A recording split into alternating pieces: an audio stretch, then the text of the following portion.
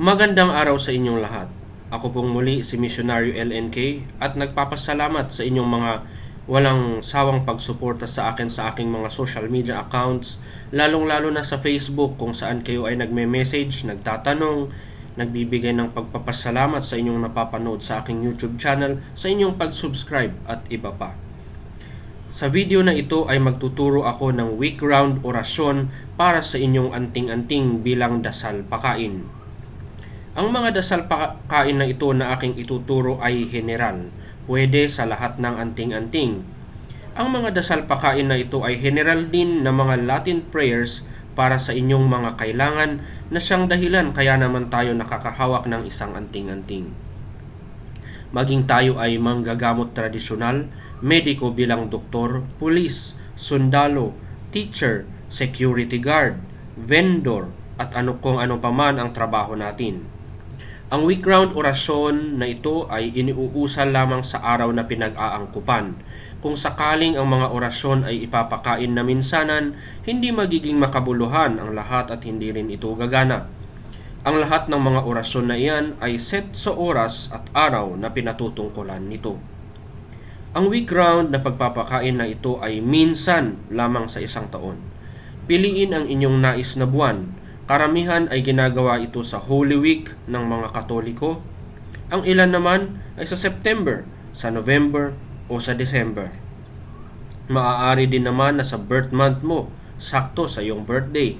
Ang kaibahan nito sa general na dasal pakain sa naunang mga videos na aking binigay, ito ang mga dasal pakain na nagpapatibay sa personalidad at epekto ng isang anting-anting.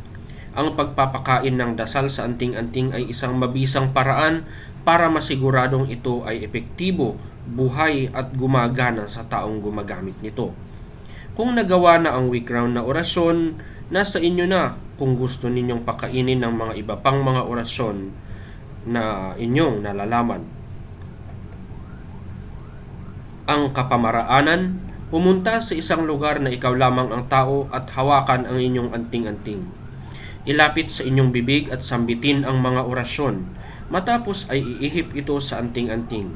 Kadalasan sa mga antingero ay pumupunta sila sa mga batis, ilog, gitna ng kagubatan at iba pang mga lugar na tahimik para sa kanilang pag-uorasyon.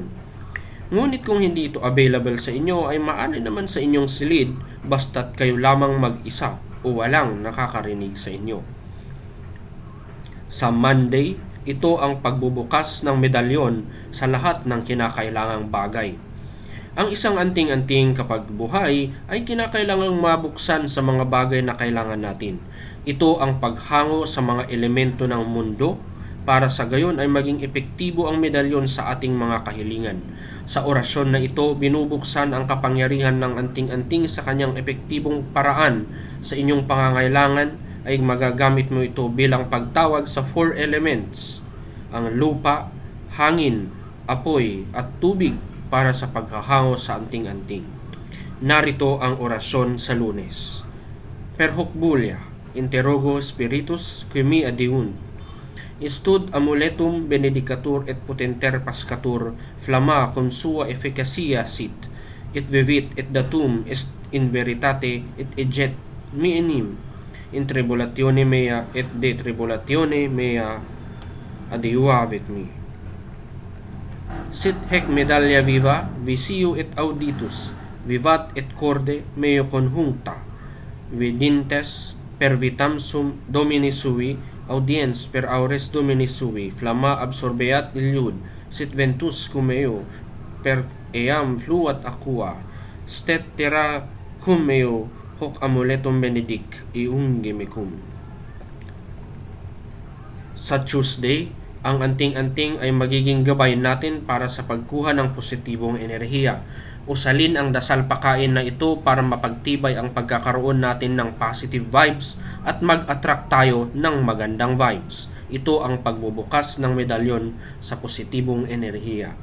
Narito ang orasyon. Oro Angelis, qui auscultant, metite mihi fortunam, metite mihi fortunam et industriam, atrahatur contrarium omnia toliantur in nubilo dispositionis, omnes res affirmativas atrahunt, chingi eliud miki quaero ate. Sa Wednesday, pagbubukas naman ng medalyon sa pagsasarado ng mga negatibong enerhiya sa paligid. Narito ang orasyon.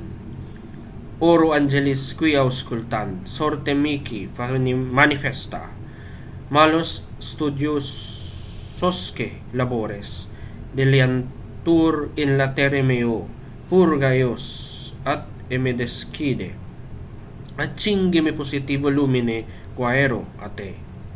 Sa Thursday ay ang pagpapalakas ng medalyon sa mga gawa ng inyong buhay. Narito ang orasyon.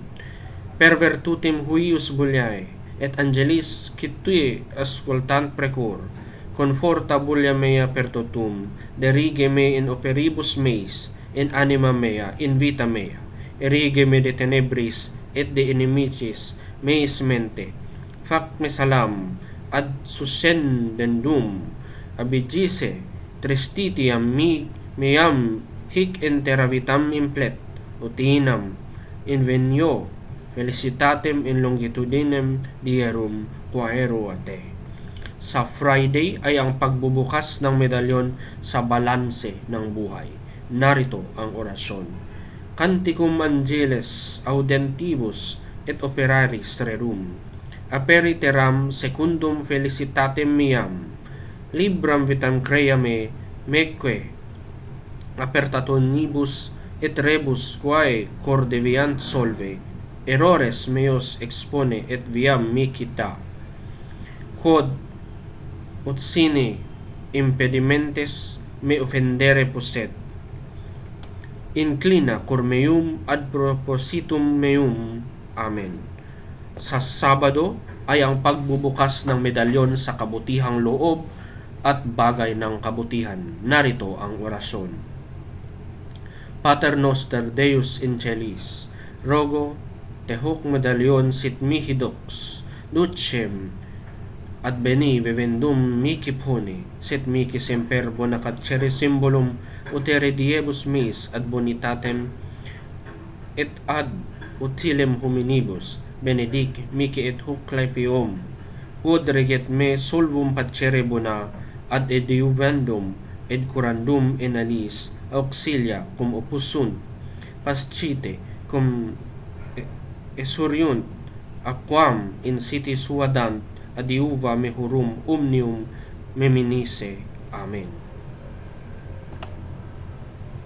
Sa Sunday ay ang pagbubukas at paglikha ng mga poder ng mga poder. Narito ang orasyon. Cantate Domino qui in celis est, per virtutim huius buliae, oro te pater ut salvus sim,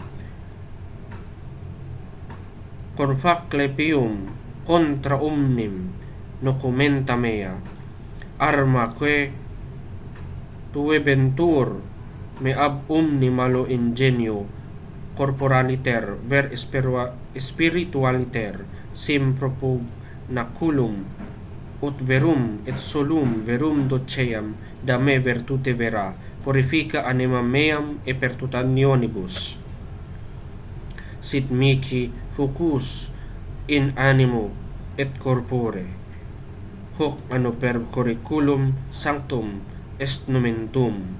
Amen et amen. Nariyan po ang lahat ng mga week round na orasyon from Monday to Sunday na inyong uusalin minsan lamang sa isang taon.